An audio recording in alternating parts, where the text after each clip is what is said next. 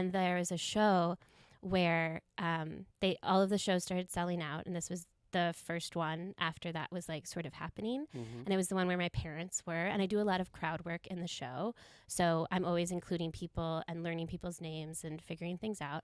And there was somebody, so my parents were there, but it was, I would say it was about half people that I knew or knew me, and then half complete strangers who had heard about the show from something.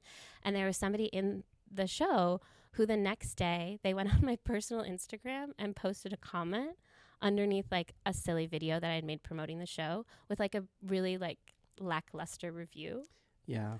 And it like this was like and people are allowed to feel however they'd like about the show, Sure. but the kind of the pull of the review is like, well, her friends seemed to like it. And it's like, well, they weren't all my friends. And also, Yeah. I feel like the point of my show is that at the end of it, you feel like a friend. And, if he didn't feel like a friend, that is a failure on my part. So that's feedback, that I'm Sure. fully willing to take.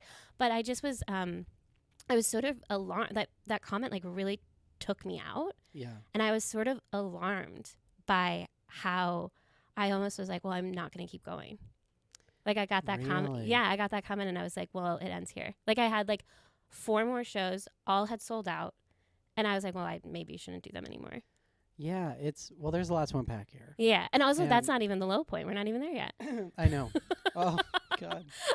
Gets worse. It gets worse. Here's the thing. Well, one thing I want to touch on the fact that you mentioned is